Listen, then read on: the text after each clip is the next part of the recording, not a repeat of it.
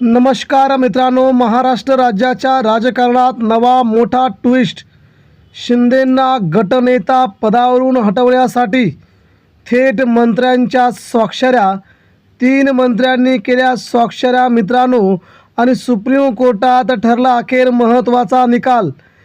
सध्या शिवसेना कुणाची, एकनाथ शिंदेंची की उद्धव ठाकरेंची, बाण आणि पक्ष कुणाचा, यावरती सुप्रीम कोर्टामध्ये अतिशय मोठी सुनावणी चालू आहे. याच वेळी राज्याच्या राजकारणाला नवा मोठा ट्विस्ट मिळाला असून शिंदेंना गटनेता पदावरून हटवण्यासाठी स्वाक्षऱ्या झाल्याची धक्कादायक माहिती मित्रांनो समोर आली आहे. सध्याचे एकनाथ शिंदे यांच्या मंत्रिमंडळात असणारे मंत्री यांनीच शिंदेंना पदावरून हटवण्यासाठी मोठा डाव केल्याची सध्या माहिती समोर आली आहेत. स्वाक्षऱ्या केल्या तेच त्यांच्या मंत्रिमंडळात आता सध्या त्यांच्यासोबत काही मंत्री मंत्रिमंडळामध्ये आता सध्या आहेत. आणि याच्यावरच बोट ठेवत सुप्रीम कोर्टाने मित्रांनो शिंदे सेनेच्या विरोधात सगळेच्या सगळे निकाल देण्यास आता सुरुवात केली आहे.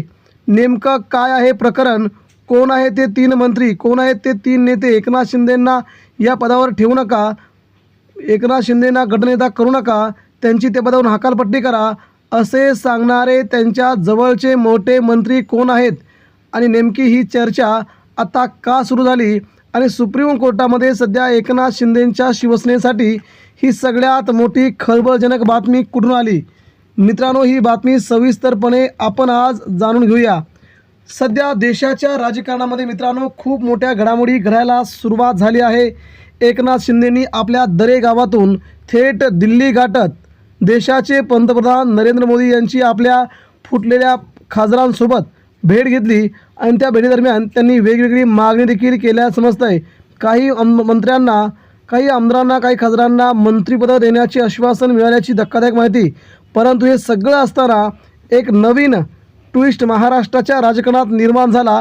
तो म्हणजे मित्रांनो आदरणीय पक्षप्रमुख आणि महाराष्ट्र राज्याचे माजी उपमुख्यमंत्री उद्धव ठाकरे यांच्या अध्यक्षतेखाली मंगळवार 21 जून 2022 रोजी शिवसेना पक्षाचे मुख्य प्रतोद श्री सुनील प्रभू यांनी जारी केलेल्या पक्षादेशानुसार शिवसेना विधिमंडळ पक्षाच्या सदस्यांची बैठक वर्षा बंगला, मलबार हिल, मुंबई येथे मुख्यमंत्र्यांचे निवासस्थान इथे संपन्न झाली.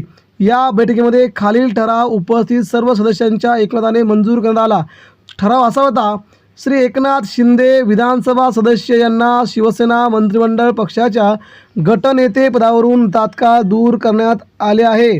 शिवसेना विधिमंडळ पक्षाच्या गटनेते या रिक्त झालेल्या पदावर श्री अजय चौधरी विधानसभा सदस्य यांची एकमताने तात्काळ निवड करण्यात आली.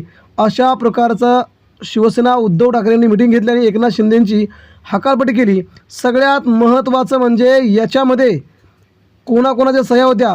सूचक म्हणून आमदार श्री रवींद्र वायकर जे सध्या एकनाथ शिंदेंच्या सोबत आहेत, ते सध्या एकनाथ शिंदेंसोबत गेलेत उद्धव ठाकरेंना सोडून.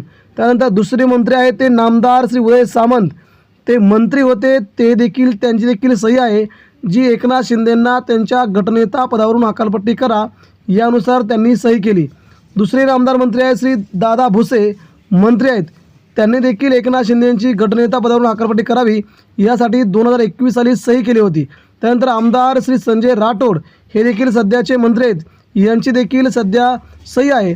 यांच्या सह्यानिशी एकनाथ शिंदेंना विधिमंडळ पक्षाच्या गटनेता पदावरून हकालपट्टी करावं अशा प्रकारचं पत्र कपिल सिब्बल यांनी सुप्रीम कोर्टात दाखवलं.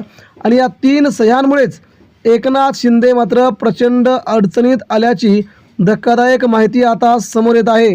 म्हणजे आपल्यासोबत आलेले मंत्रीच यांनीच एकनाथ शिंदेंच्या शिवसेनेचा, शिंदेगडाचा राजकीय गेम याच ठिकाणी केला आहे असं प्रत्यक्ष दिसतंय. म्हणजे मित्रांनो आगामी काळामध्ये या पत्राचा खुलासा करत सुप्रीम कोर्ट देखील एकनाथ शिंदे तेव्हा गटनेता नव्हते असं स्पष्टपणे म्हणेल. आणि त्याच वेळेस महाराष्ट्राच्या राजकारणात शिंदे सेनेला खूप मोठा तगडा झटका बसेल. तो झटका असा असेल की त्यावेळेस आमदार देखील अपात्र होतील, शिवसेना पक्ष देखील उद्धव ठाकरे मिळेल आणि बाण देखील ठाकरेंच्या हातामध्ये असेल. अशा प्रकारची ती राजकीय नीती उद्धव ठाकरे सुप्रीम कोर्टामध्ये अवलंबणार असल्याचं समजतं आहे.